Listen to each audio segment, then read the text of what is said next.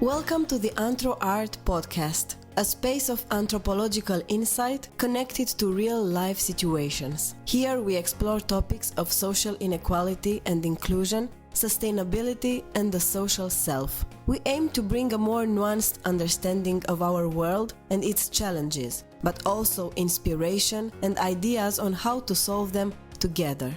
We hope you enjoy it.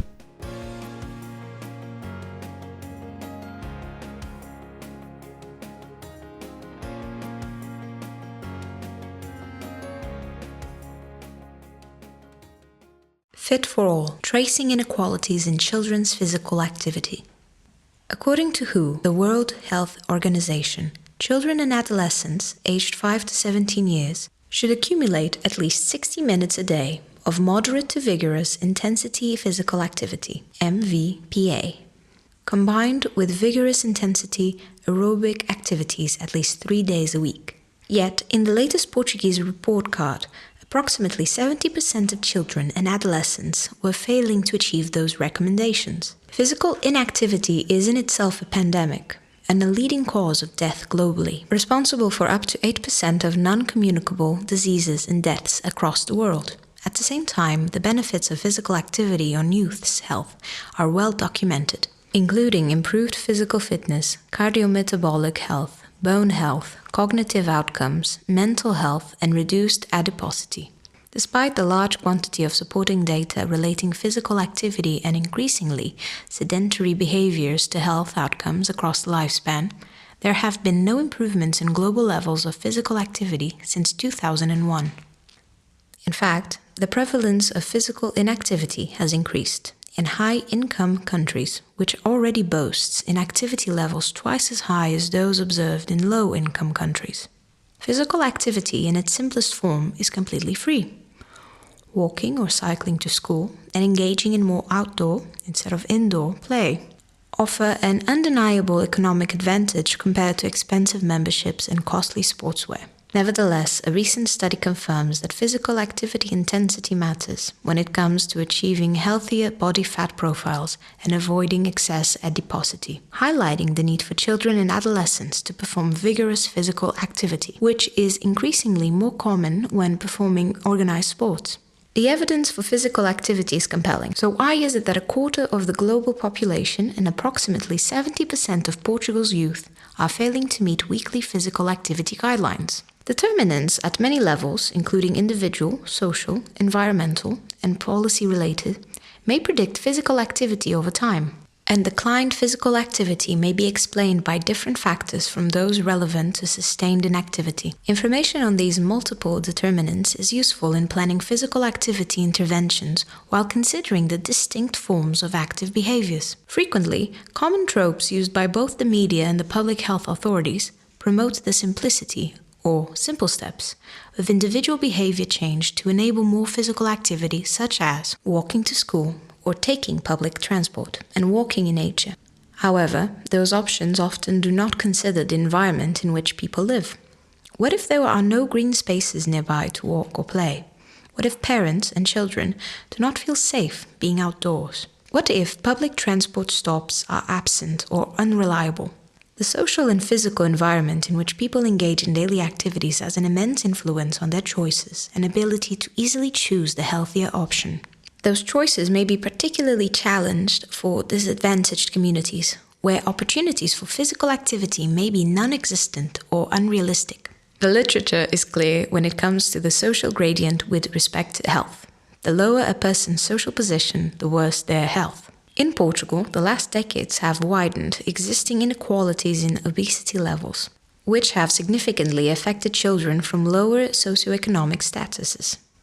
This may be partially explained by the 2008 global economic recession that severely affected the country.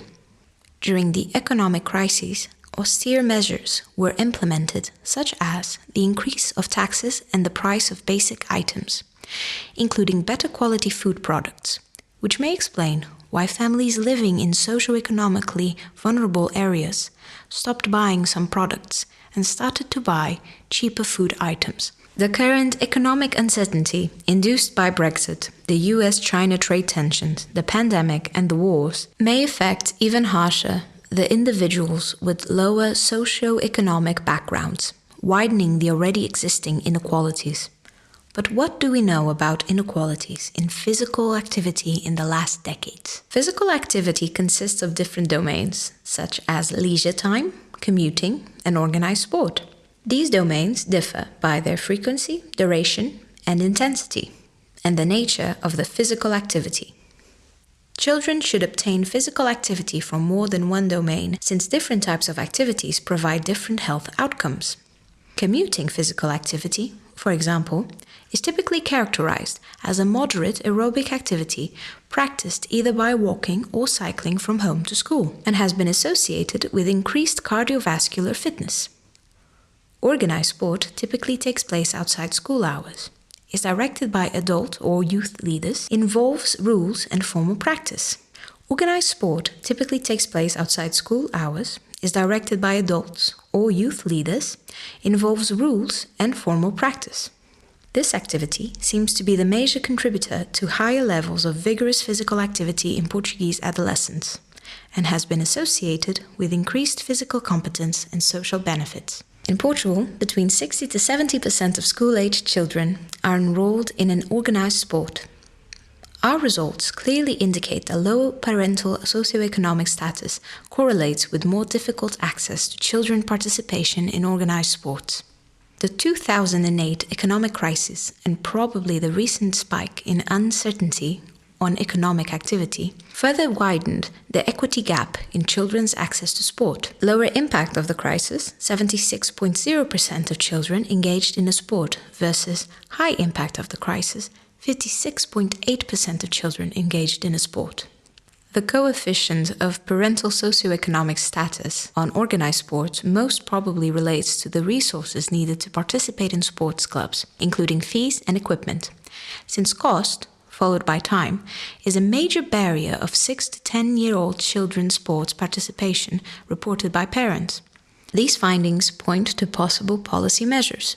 For instance, reduced fees and sponsored equipment for children with a low parental socioeconomic status. Lower membership fees might potentially help to integrate children with low parental socioeconomic status into sports clubs and thereby make organized sports more accessible to all social classes.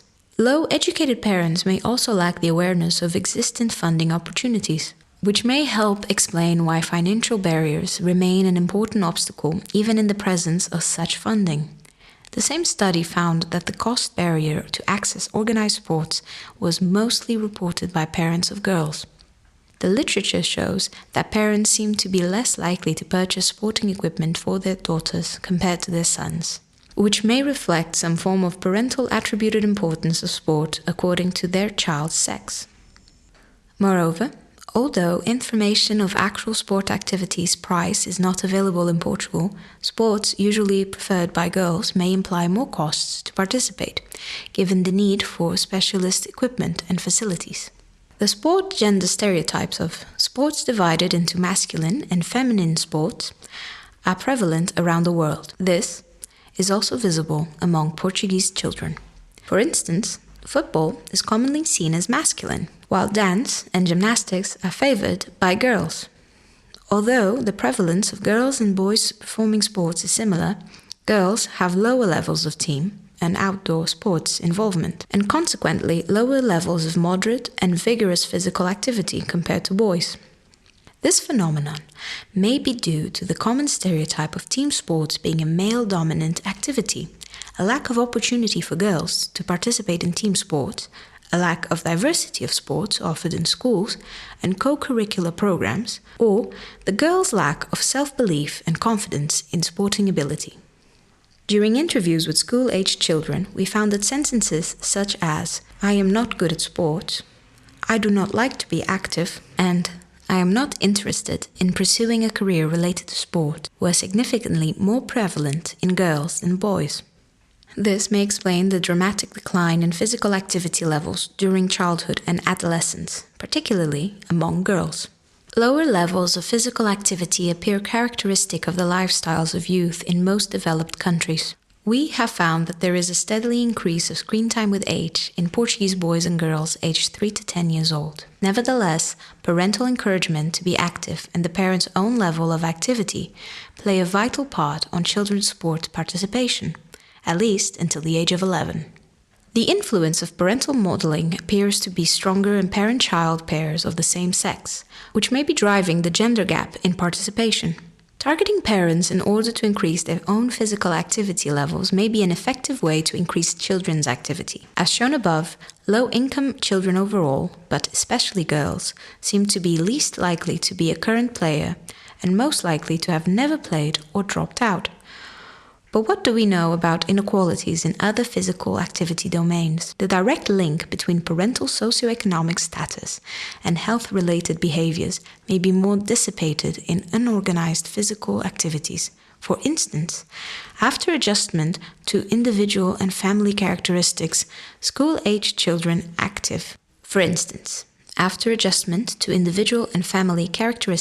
School-aged children active commute was not associated with parental income or education, but positively associated with mothers actively commuting to work, safety in neighborhoods, and proximity to school. Nevertheless, a high-income household may indicate the ability to purchase material, e.g. bicycles, or may represent a residential environment suitable for children's active commute and outdoor time. For instance, after adjustment to individual and family characteristics, school-aged children active commute was not associated with parental income or education, but positively associated with mothers' active commute to work, safe neighborhoods, and proximity to school.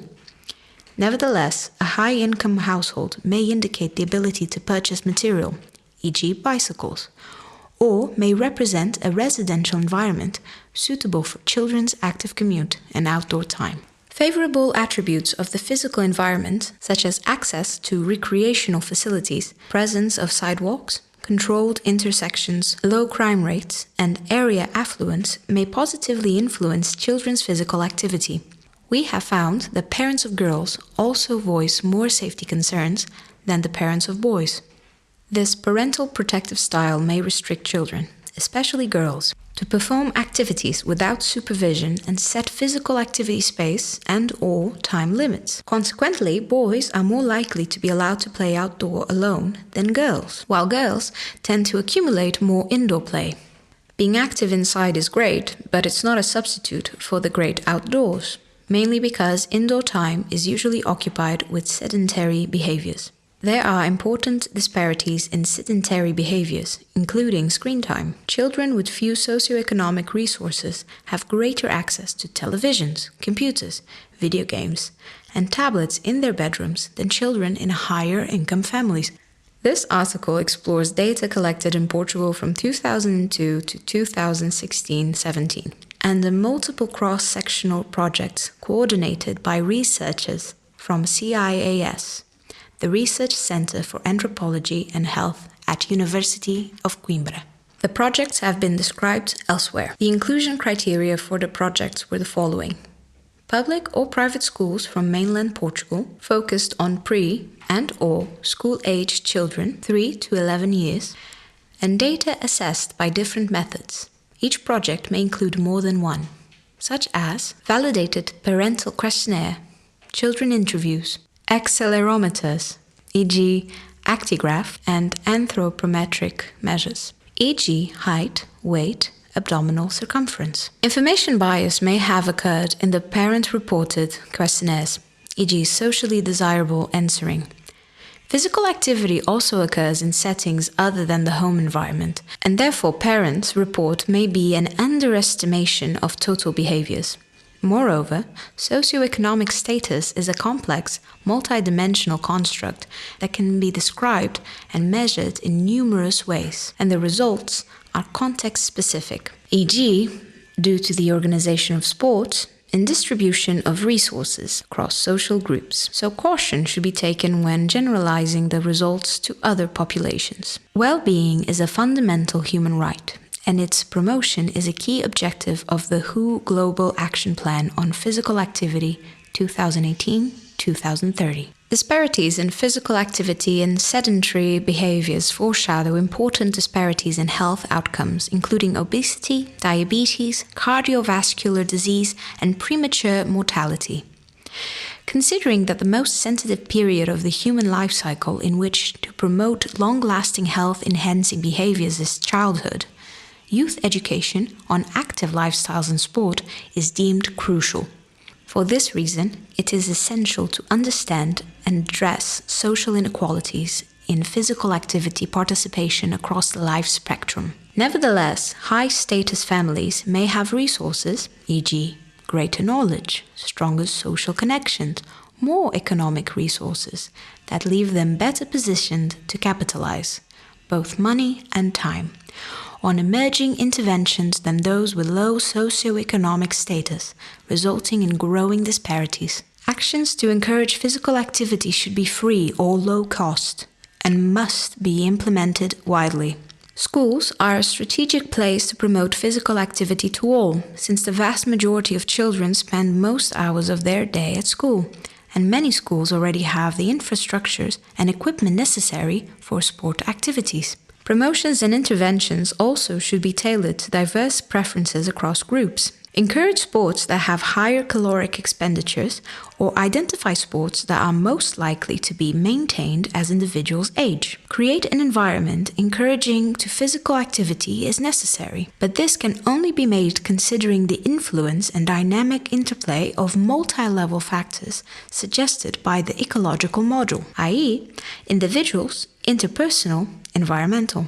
The aim is to make the healthy option the easy option for all to create sustainable change.